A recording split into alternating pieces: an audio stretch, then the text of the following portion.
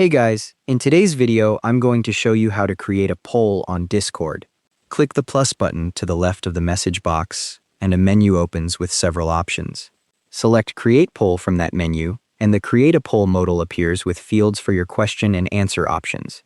Click into the question field at the top and type your poll question. For this example, I'm typing Among Us. Click the first answer field and type your first option, in this case, which is wrong.